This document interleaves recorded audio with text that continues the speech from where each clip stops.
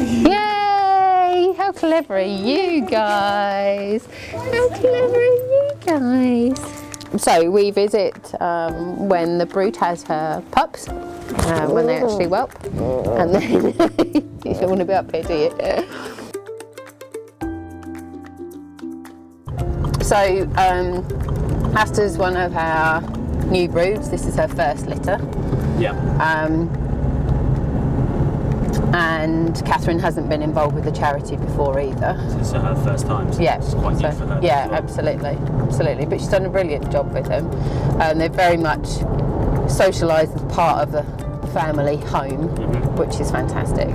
And then we come out 1 week to check to see how mum and the pups are doing, and also to give advice on worming and weaning. Then we come out at 3 weeks, where we actually will try the weaning out if the fosterer hasn't already had a go at weaning the pups. And then we come out at 6 weeks, and the 6-week one is really a temperament assessment to see if we can work out the individual characteristics of each of the pups to give us a better idea of how to match them to the up-and-coming socialisers. Even as soon as their eyes are open, you start to notice differences. I mean, I've had pups that are born with such character right from the beginning, you know, half out, not fully delivered, screaming and shouting, going, get me out of here, and you think, okay, this one's got attitude. So you'll see those in all of this. And the ones in the litter that you hardly notice, that they're just, and they're probably the ones that make the best hearing dogs. Generally, I mean, we're watching to see that mum's okay all the way through.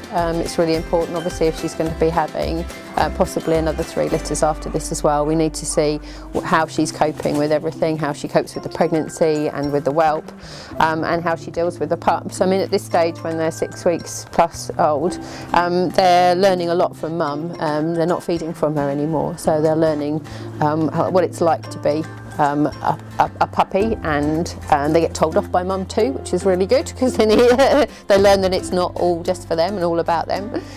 So it's really good fun to see them at this stage.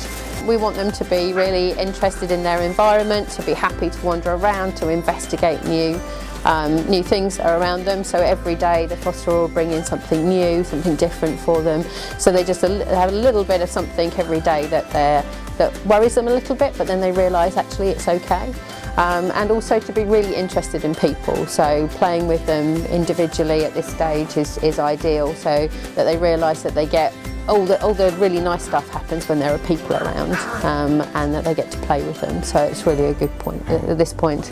If of them are new as well, then you don't know what's going to come out from that. So it could be that mum's genes are very dominant, or it could be that dad's are. What we almost want is dads to not have a huge influence on the whole litter, but so that we can work on the brood side and think, okay, these are what we really want.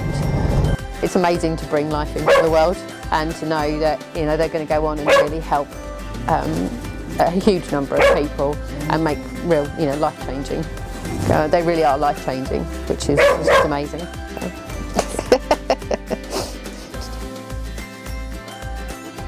Keep an eye out for the next episode of Hearing Dogs TV.